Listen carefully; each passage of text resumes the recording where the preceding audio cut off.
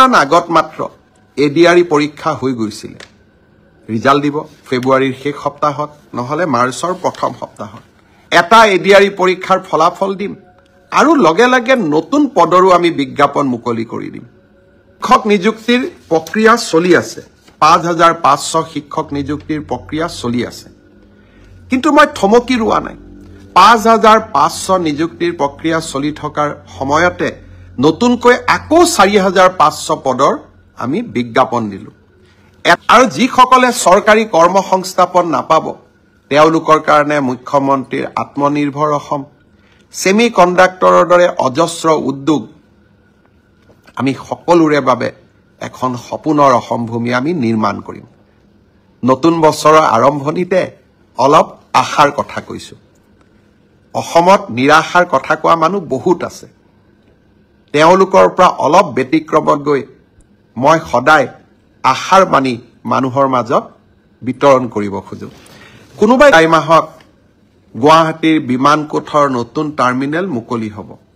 আৰু এই টাৰ্মিনেল ভাৰতৰ ভিতৰতে ধুনীয়া টাৰ্মিনেল হ'ব গুৱাহাটী উত্তৰ গুৱাহাটীৰ দলং শুভ উদ্বোধন হ'ব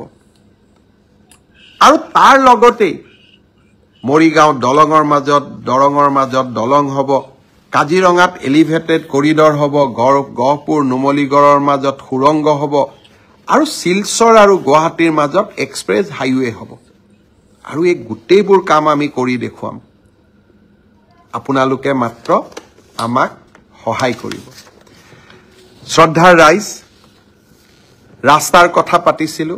ৰাস্তাৰ কথা পাতি থাকোতে মোৰ মনত এটা নতুন আইডিয়া আহে ৰাস্তাত যে আমি গাঁতবিলাক দেখা পাওঁ এই গাঁতবিলাক যদি আপোনালোকে ফটো মাৰি এটা এপত দিয়ে পিডব্লিউডি ডিপাৰ্টমেণ্টে সেই এপটো চাই আৰু লগে লগে গাঁতবোৰ মাৰি দিয়ে কিমান ধুনীয়া লাগিব তেনেকুৱা এটা আমি এপ খুলিব পাৰো নেকি সমগ্ৰ ৰাজ্যখনত নহলেও গুৱাহাটী তেজপুৰ যোৰহাট ডিব্ৰুগড় শিলচৰ এই পাঁচখন চহৰত বাবে আৰম্ভণি পৰ্যায়ত আমি এটা এপ খুলিম যতে ৰাস্তা গাঁত দেখিছো আপোনালোকে তাৰ পৰাই ফটো তুলিব আৰু আপোনালোকে তাতেই সেই জায়গাটোৰ সংকেত দিব যাক আমি লেটিটিউড বুলি কওঁ বা আমি তাৰ জিঅ' ফেন্সিং বুলি কওঁ সেই জায়গাখিনিৰ জিঅ' ফেন্সিং কৰি দিয়াৰ লগে লগে পিডব্লিউ ডিপাৰ্টমেণ্টে এপটোত গম পাব অমুক জায়গাত ৰাস্তাৰ গাঁত হৈছে আৰু দুদিনৰ ভিতৰতে গৈ গাঁতটো মাৰি দিব ভাল নালাগিব জানো নতুন অসম মই আজি ৰাতিপুৱা আমাৰ বিষয়াসকলক কৈছো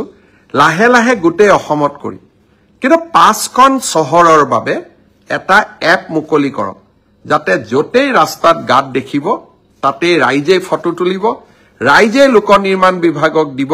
আৰু লগে লগে গাঁতবোৰ গৈ আমি ধুনীয়াকৈ পথহলবিলাক নোহোৱা কৰি দিম মই ভাবো যে অহা বছৰ এপ্ৰিল মে মাহৰ মই 2 মাহ তেওঁলোকক সময় দিছো সুন্দৰ কৰি এপটো বনাই দিয়ক আৰু এদিন আমি সকলোৱে লগ হৈ এই এপটো লঞ্চ কৰিম শ্ৰদ্ধাৰ অসমবাসী ৰাইজ ৰাস্তাৰ কথা ওলাওতে মনলৈ ৰোড এক্সিডেণ্ট